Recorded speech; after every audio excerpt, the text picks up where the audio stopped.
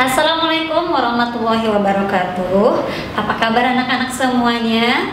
Bertemu lagi dengan Miss Witma Fidelta dalam pelajaran sosiologi kelas 12 dengan materi perubahan sosial dan dampaknya terhadap kesenjangan sosial di dalam masyarakat. Baik, sebelum kita mulai pembelajaran ini, alangkah baik dan berkahnya kita awali dengan baca basmalah. Bismillahirrahmanirrahim. Baik anak-anakku, mari kita mulai pembelajaran ini, yaitu dengan tujuan pembelajaran mengidentifikasikan perubahan sosial dan dampaknya terhadap kesenjangan sosial di masyarakat. Oke, Miss mau coba dulu ya, konsentrasinya, fokusnya anak-anakku semuanya. Perhatikan gambar ilustrasi berikut. Perhatikan gambarnya, ada berapa jumlah binatang yang kalian lihat? Lebih teliti, ayo, lebih teliti. Binatangnya yang mana saja? Terus, ya, oke, yep, terlihat ya.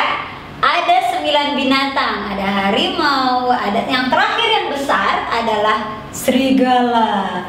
Oke, baik. Semoga kalian fokus mengikuti materi selanjutnya. Baik anak-anakku yang dirahmati Allah. Perubahan sosial dan perubahan hubungan antar individu dan antar kelompok. Teknologi itu membuat semuanya bergeser karena pengaruhnya positif dan negatif. Teknologi itu membuat fungsi tatap muka sudah tidak penting lagi. Interaksi itu sudah tidak penting lagi. Karena apa? Melalui handphone, melalui media sosial lainnya, orang sudah bisa berinteraksi jarak jauh. Sehingga hubungan sosial di masyarakat itu sedikit tergeser. Baik, apa saja yang berubah semenjak teknologi ini hadir di tengah-tengah kita? Nilai kekerabatan itu bergeser. Dulunya akrab, hangat, kompak, peduli, kekeluargaan, semuanya sekarang sudah terasa tidak begitu kental dan tidak begitu hangat. Hubungan antar individu begitu renggang. Hubungan individu dengan kelompok begitu langka. Hubungan kelompok dengan kelompok lain begitu asing. Ya seperti kembang lawas ya, kita sama-sama tahu kau bukan yang dulu lagi. Oke, baik anak-anak yang dirahmati Allah. Kita lihat perubahan sosial dan dampaknya terhadap kesenjangan sosial di dalam masyarakat. Ketidakseimbangan dan ketidakserasian unsur dalam masyarakat mengakibatkan timbulnya disorganisasi sosial dan disintegrasi sosial. Apa itu disintegrasi dan disorganisasi? Proses berpudarnya norma-norma dan nilai-nilai dalam masyarakat karena perubahan yang terjadi pada lembaga-lembaga kemasyarakatan itu. Baik, proses disintegrasi tersebut merupakan bentuk pergolakan dan demonstrasi yang anarkis, kriminalitas, dan terjadinya kenakalan remaja di kalangan masyarakat.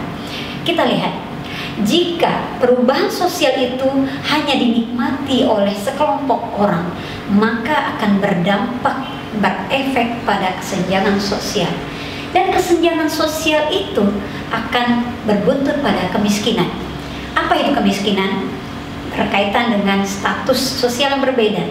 Semakin miskin, semakin tersisih. Kriminalitas. Apa itu kriminalitas?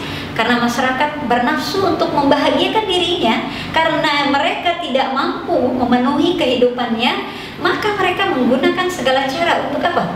Membahagiakan dirinya, melengkapi kebutuhannya, sehingga melakukan perbuatan-perbuatan yang terlarang seperti mencuri, menipu, dan diskriminasi.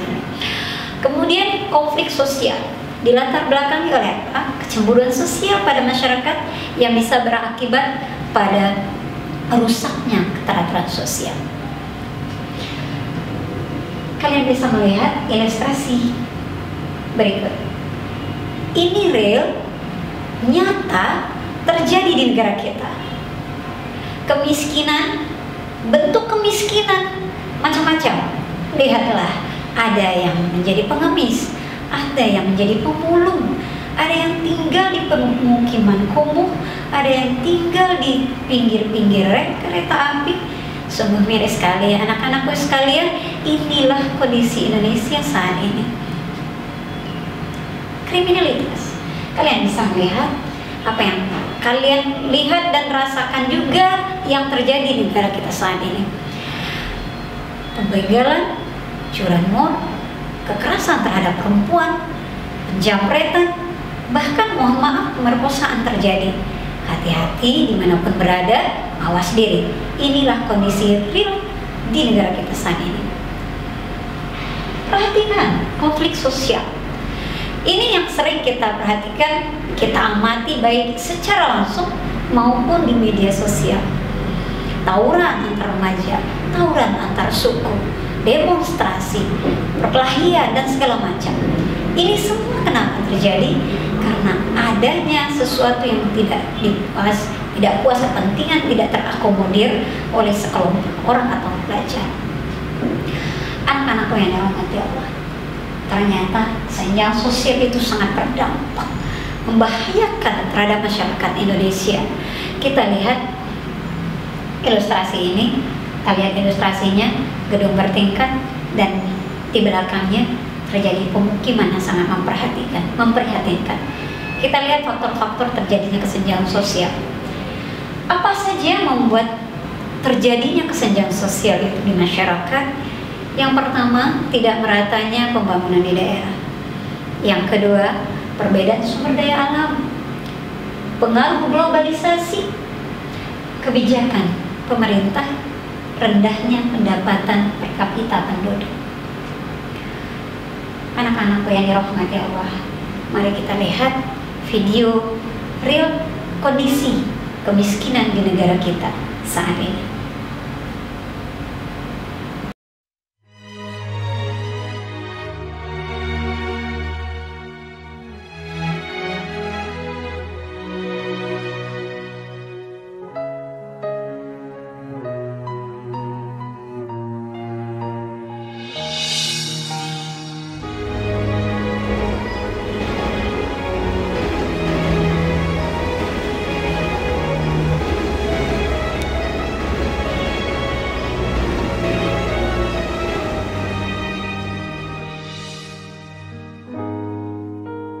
Nama saya Get Suranto, umur 40 tahun, kerjaan rongsokan, nyari barang bekas. Kadang saya ini aja di pasar, nggak pulang gitu, di situ aja ya, karena kita kan posisinya nggak ada keluarga gitu kan, ada keluarga juga kan jauh, jadi kita di sini kan sendiri. Jadi ya kadang-kadang kita pulang pagi, nanti kalau pagi masih ada tenaga lagi, kita nyari lagi pagi gitu. Saya tanya ke istri saya kerja kayak gini boleh nggak? Kamu malu nggak? Saya bilang gitu. Kata istri saya nggak apa-apa, yang penting halal kan. Kalau kita nggak kesentuh dari pihak kelurahan apa RT RW kan kita nggak ini kan, ya kan. Kita bisa katakan kan kayaknya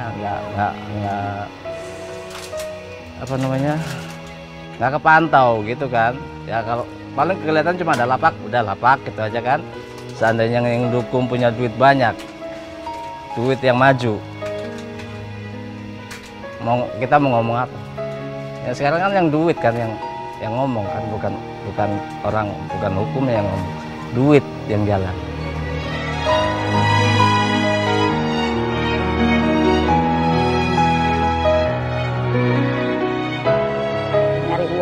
Buat makan, jangankan buat biaya sekolah anak, buat kebutuhan sehari-hari susah.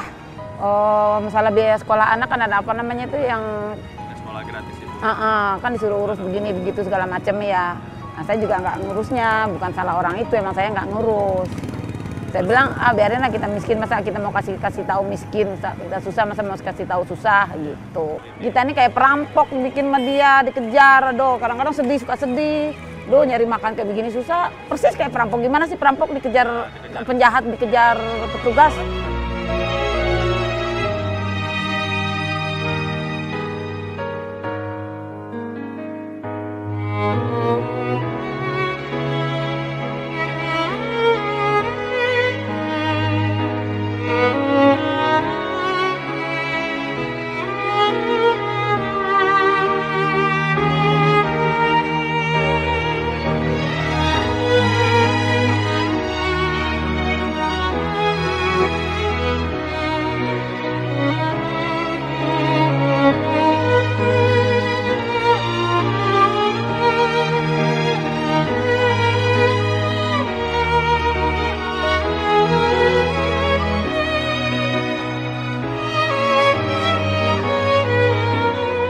pandang mah sebetulnya kalau kita mau ambil sadar diri ya, kalau diambil secara hukum sebetulnya tidak ada istilah untuk miskin kalau mau bekerja keras mah. Iya.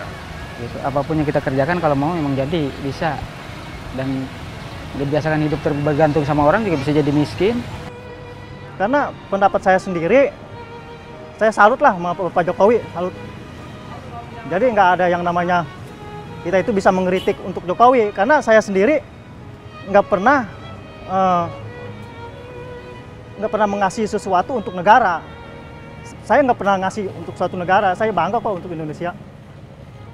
Untuk Pak Jokowi bangga saya.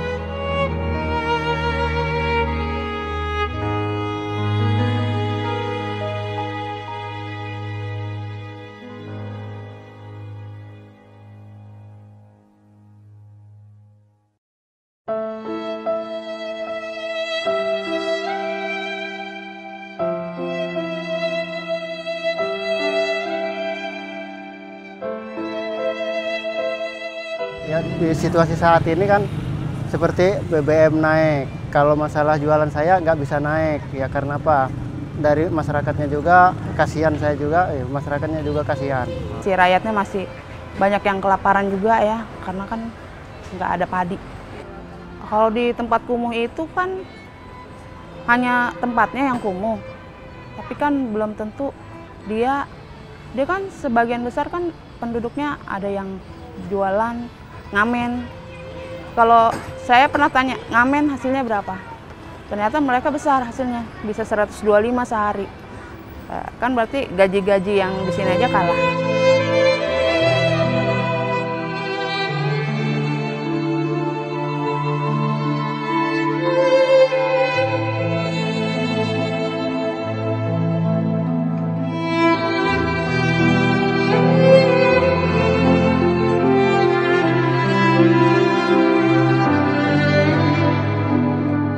Pancasila. 1. Ketuhanan yang Maha Esa. 2. Kemanusiaan yang adil dan beradab. 3. Persatuan Indonesia. 4. Kerakyatan yang dipimpin oleh hikmat kebijaksanaan dalam permusyawaratan perwakilan. 5. Keadilan sosial bagi seluruh rakyat Indonesia. Ya habis pemulung semua ditangkap semua. Ya habis gimana lagi kan? Suruh kerja apa lagi kan gitu. Ya seharusnya gini Mas ya. Ya maksud saya kan pemulung ini jangan ditangkap kan gitu. Yang ditangkap yang pengemis, yang ya apa yang kayak bencong-bencong itu kan gitu. Masa ini pemulung lagi mungut nih sore-sore maghrib-maghrib ya ditangkap sama kantip. Gitu? Dikurung di Kedoya. Melarikan diri harus pakai uang juga Mas dalam. Pemulung nih jangan ditangkap gitu kan. Kalau bisa ya ditangkap harus dikasih tempat, dikasih kerjaan gitu kan. Ini mah enggak, dikurung semua kayak burung ya. Ya lihat aja tuh yang orang pinggiran, yang pelosok-pelosok kan nggak kelihatan kan sama pemerintah. Bilangnya pinggiran begini kan, cuma janji-janji doang kan. Kalau luar negeri mah kan apa yang kekayaan masyarakatnya mah kan dijatahkan, dibatasin.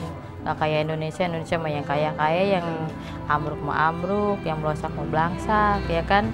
Kalau ngasih bantuan pemerintah, bagusnya jangan lewat tangan ke tangan, mendingan langsung begitu. Kalau ke tangan kan kebanyakan kan nggak benar dimakan orang dalam kan begitu mah. Pancasila. 1. Ketuhanan yang Maha Esa. 2. Kemanusiaan yang adil dan beradab. 3. Persatuan Indonesia. 4. Kerakyatan yang dipimpin oleh hikmat kebijaksanaan dalam permusyawaratan perwakilan. 5. Keadilan sosial bagi seluruh rakyat Indonesia.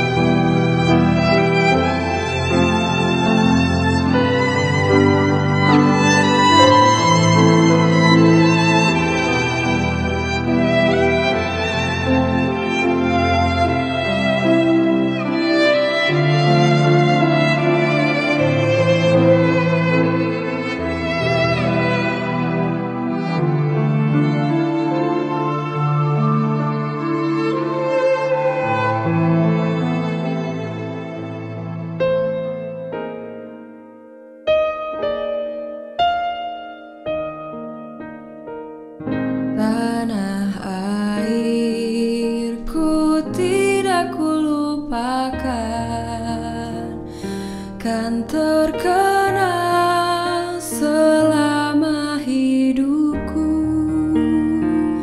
biarpun saya pergi jauh, tidak akan hilang dari kalbu. Tanahku yang ku cintai,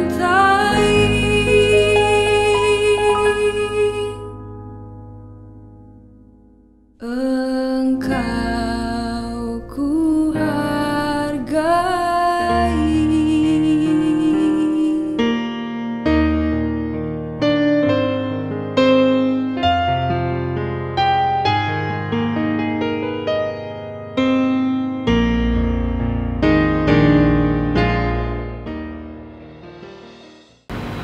Oke, kalian sudah melihat, memperhatikan, mengamati video tersebut.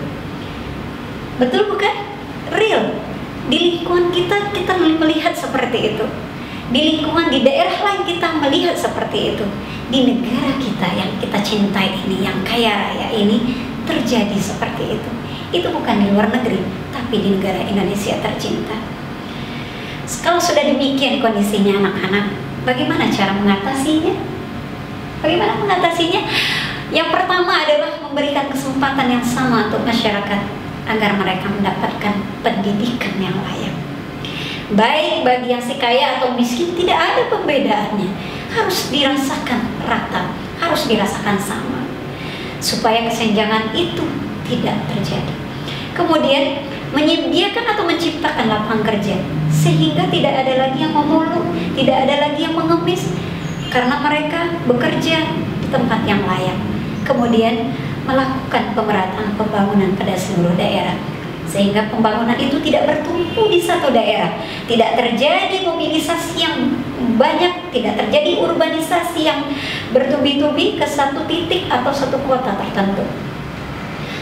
Baik anak-anak, sebenarnya solusinya sudah ada di dalam agama Islam, ya. Islam itu rahmatan lil alamin. Islam itu bukan ancaman buat seluruh agama. Islam itu memberikan kenyamanan dan keadilan buat seluruh agama.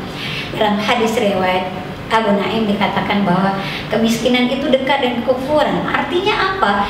Jika dia miskin, dia untuk mencari sesuap nasi, dia akan melakukan berbagai macam yang kita bicarakan tadi, yaitu kriminalitas, konflik sosial. Nah, akhirnya apa? Sehingga endingnya adalah bisa jadi akidahnya yang dijual demi apa? Demi sesuap nasi. Dalam surat Al-Ma'un dikatakan Bismillahirrahmanirrahim, yang artinya, tahukah kamu tentang orang-orang yang mendustakan agama, yaitu orang-orang yang menghardik anak yatim, tidak menyantuni, tidak memberi makan orang miskin. Maka celakalah orang yang sholat, yaitu orang-orang yang di dalamnya lalai, yaitu orang-orang yang diria, yang pamer dan tidak mau menolong. Kemudian dalam surat At-Taubah Allah katakan Bismillahirrahmanirrahim, yang artinya, telah datang kepada kalian seorang Rasul pembawa agama yang begitu peduli. Baginya kepedihan kalian adalah kepedihan dia juga. Artinya di sini anak-anak sekalian, bahwa kepedulian kita terhadap sesama, terhadap tetangga kita, terhadap orang depan, belakang, samping, kiri, dan belakang rumah kita, mereka makan atau tidak, mereka sekolah atau tidak, mereka terpenuhi nggak kebutuhan hari ini, merupakan solusi untuk memperkecil, mempersempit dan menghilangkan kesenjangan sosial itu sendiri. Agama Islam itu insya Allah memberikan rahmat bagi seluruhnya. Baik anak-anak yang dirahmati Allah, mudah-mudahan apa yang sudah kalian simak, apa yang sudah kalian perhatikan dan amati menjadi amal ibadah buat kalian, sehingga kalian terapkan dalam lingkungan sosial kalian. Dan kita tutup dengan alhamdulillahirabbil alamin. Mudah-mudahan berkah apa yang kalian dengar dan kalian amati. Terima kasih telah menonton video ini. Mohon maaf atau atas segala kekurangan. Silahkan like, komen, dan subscribe, serta silahkan share ke teman-teman yang lain. Mudah-mudahan bermanfaat. Kita tutup dengan Assalamualaikum warahmatullahi wabarakatuh. Salam sukses.